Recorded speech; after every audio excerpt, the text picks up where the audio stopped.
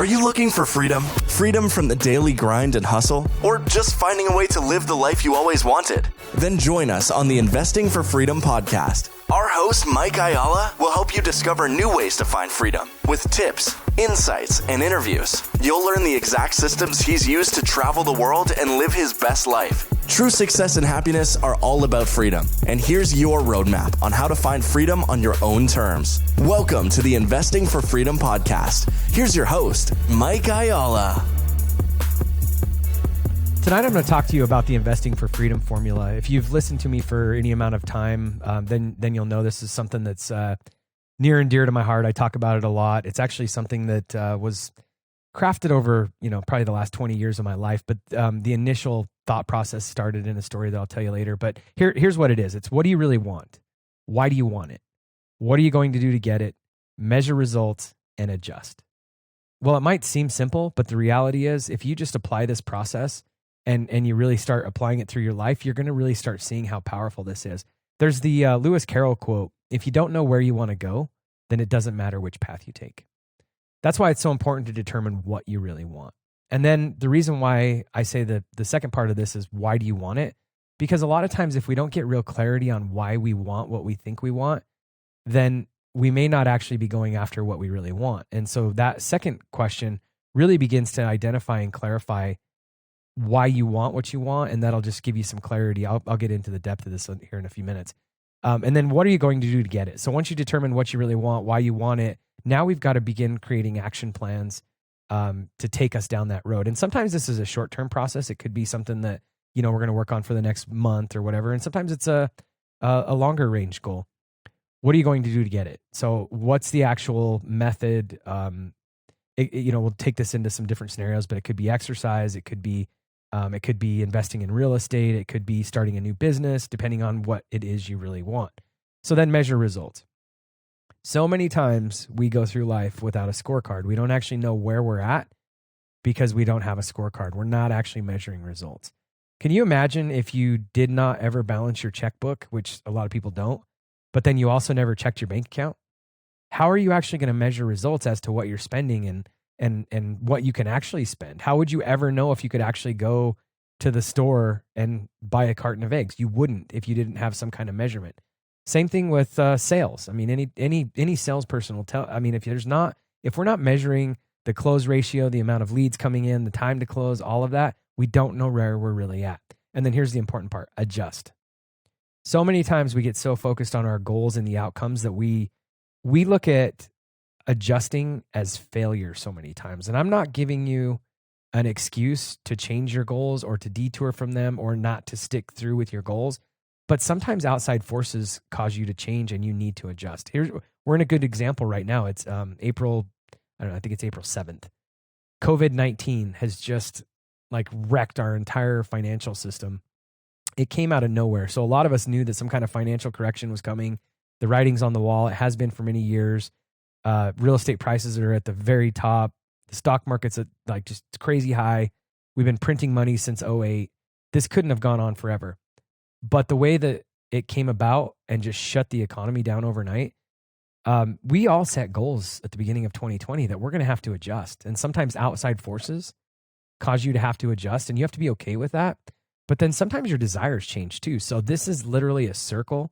By the way, I have this mapped out I'll share some tools with you throughout the podcast and then tell you where you can get them. But I have this built in a circle that really makes a lot of sense. And honestly, if you're not constantly adjusting and then coming back to why you want what you want, it's just a linear conversation. But it's got to be circular, because sometimes what you really want changes.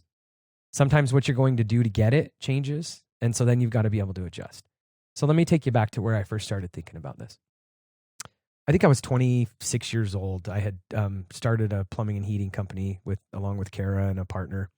And we had hired a consulting company. It was called Business Development Resource. And they had an annual event called Profit Launch. And at Profit Launch, it was basically a 3-day business planning event where you would go in, you would spend 3 days in a room, and by the time you were done, you would have your annual business plan for the next year. So this happened in October or November. And in order to get ready for this 3-day planning, they sent us out a workbook. Well, the whole first day was centered around this question: what do you really want out of life? What they said to get us prepared for this was, if money and time was not an issue, what would your life look like? What would you really want? And they also made the comment that has stuck with me since then: if you have a business or a job that isn't helping you achieve your personal goals, then you really just own a job. Even if you had a business, you really just own a job. And that job's not going to get you to where you really want to go. But in order to really understand where you want to go, you have to ask that question: what do you really want? And so we started asking that. And a couple of things came out of that kind of got me thinking around this investing for freedom formula. Kara and I sat down, I think for the first time. We'd always been goal setters. Like, we would just take, at the beginning of the year, we'd just write this list and we'd say, hey, we want a new couch this year. We want a new TV. We want to make another $1 per hour. So that was kind of like our goal setting process. But when we went through this, we really started digging into, okay, what do we want? And here's the things that hit that list. So I said I wanted a Bonanza G58. That's an airplane. We said we wanted a mountain house, a lake house, and a condo in the city. And then we also said that we wanted to get 2 income producing properties a year for 10 years. The reason why we wanted 2 income producing properties a year for 10 years was we were just thinking about retirement. So it was pretty early in our business career. I think I was 26 years old. And the way that I was thinking about it then, we didn't have a 401k set up, any of that kind of stuff. And I've never really been a big fan of 401ks anyway. And so I was sitting here thinking that if we got 2 income producing properties a year for 10 years, by the end of year 10, we would have 20 rental properties that we owned. And my thinking was we would probably have mortgages on those. And so when you travel out, by then I'd be 35, 36, 37 years old. And so when you travel out 30 years, because that's how long it takes to pay off a mortgage, I'd be 67 years old when the last rental was paid off. And if I had 20 paid off rentals and they all brought me $1,000 a month, that would be $20,000 a month on top of, whether I still owned that business or I had sold it at that point in time. My mind was literally in the point then that I was thinking that I was probably going to own that business for the rest of my life and I needed some kind of retirement. So that was like our retirement plan. So we came back and we kind of put this into action. So what do you really want? We wanted 2 income producing properties a year for retirement, cash flow. I wanted an airplane because I wanted to be able to get around and go wherever I wanted, whenever I wanted. So this is the why do you want it conversation, right? Retirement, be able to go wherever I want, whenever I want with the airplane. The mountain house, the condo in the city, and the beach house. The reason why we really wanted those was because we wanted to have that experience to be able to go, to the lake and the mountain house and be able to go to spend the time at the beach. But really kind of walking through that process, this is why it's so important when you really start asking, why do you want it? Those things don't hit our list anymore. I still want a house in the mountain now but it's for a different reason. But what we realized then was that we wanted the experience of being able to recreate that situation when we went on vacation for a week at the beach. That's what we were really looking for. We loved that vacation time. We loved that downtime. We loved being on the beach. Did I really actually want to spend $1 million on a house at the beach? No, I just wanted that experience. Well, that's why you have to really begin to ask the question, why do you want it? Did I really want to say that I had a house at a beach, or did I really just want that time in a vacation home? So those things ended up, for the most part, coming off of our list. But then now let's talk about the rentals. That never fell off of our list. Why do we really want, or edit that. What do we really want? I wanted 20 income producing properties a year for 10 years. Why did I want it? Because I wanted cash flow. I wanted to be able to retire. So what was I going to do to get it? This is where it gets critical. Once you get really clear on what you really want and why you want it, now we have to begin taking action steps into making that happen. So 2 things. Number 1, I didn't know this then, but there's a thing in our brain called the reticular activator. And one of my mentors says the eyes only see and the ears only hear what the brain is looking for. Once I decided what I really wanted, 2 income producing properties a year for 10 years and why I wanted it, now I have to decide how I'm going to get it. And so I started changing my mindset.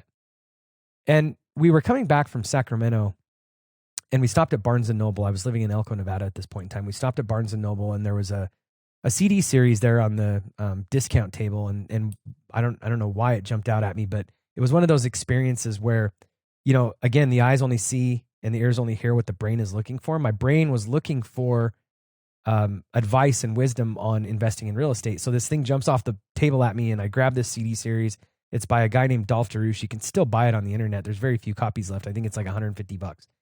And so it was like 13 hours of teaching. And so we jump in the car from Reno to Nevada to Elko. It's 5 hours. I literally got to Elko and I wanted to just keep going. I wanted to drop my family off and just keep going because this was kind of like the how-to manual of what I was going to do to get it. I won't go into the details on that CD series. If you want that CD series, send me an email at team@investingforfreedom.co and I'll get you a link to that CD series. But this kind of opened my eyes to what I was going to do to get it. And then within the first year, I had 2 rental properties that literally fell into my lap. I won't go into the details on how we structured that and everything else. But if it hadn't been for me setting what I was going to do to get it and listening to those CD series, I would have never been able to figure out how to creatively structure deals that got me those 2 first rental properties. Well, then fast forward, the next year, a 72 space mobile home park fell in my lap. And again, I'll go into the details on that at a different point in time. Really interesting story. We ended up buying this mobile home park through a series of events, like almost a deal I couldn't pass up. I literally couldn't pass it up. So by the end of the second year, we literally have 72 spaces in a mobile home park plus 2 income producing properties a year. So if you count spaces, if you count actual residents and tenants, by the end of the second year, I had 74 rental properties, 74 checks being written to me, potentially checks being written to me a year. And my goal was 20 income producing properties over 10 years. By the end of year 2, we had like 10x that, right? I mean, it's probably 1,000x. So why am I saying all this? If you don't ask the question or start going through the freedom formula, what do you really want? And then you don't determine why you really want it. And then you don't start working through the process of what you're going to do to get it, you'll never move toward that. And the important part of the measuring results, if I hadn't measured the results along the way, if we didn't create ourselves some kind of scorecard, I wouldn't even be thinking about this at this point in time, because so many times we have wins and victories as well as losses, but we have wins and victories that we don't even stop and celebrate. We don't even know that we're winning. And so it's very, very important to measure the results, because how do you know where you're actually at and whether you're winning and whether you're getting closer to your goal if you're not measuring it? Now, I have some tools that Karen and I have created that can help you measure results in your financial world, in areas of health and wellness and financial. We've created this, the Investing for Freedom wheel, and it's basically got these 8 areas, 8 gardens that we kind of talk about.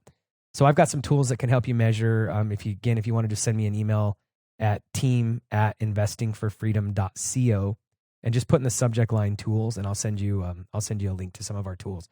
But here's the important part: adjust. And I already said this probably at the beginning. Sometimes our goals are going to change. Sometimes our desires are going to change. Sometimes outside forces change our goals and desires for us. I heard one of my mentors say one time that we tend to overestimate what we can do in 1 year, but we tend to underestimate what we can do in 5 to 10.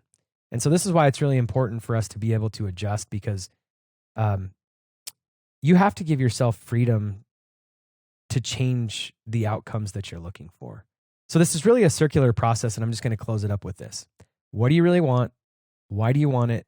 What are you going to do to get it? Measure results and adjust. If you start thinking through that process, you're going to find so many times in life going forward where when you actually write this down and you begin to apply it, just take one little thing, like what do you really want in the next 90 days? And take it through this process. And you're going to find if you just start writing that down, you're going to achieve so much more than you ever could have without just sitting down and thinking about it. And another thing that's going to happen too is even when you actually do achieve things, even if it's not as a ton more than what you would have before, you're going to acknowledge it. You're going to see it. You're going to celebrate it. And it's going to encourage you to accomplish even more. So go out there, invest for some freedom, make yourself some passive income. And I hope you all stay safe and healthy through this COVID-19. We'll see you on the other side.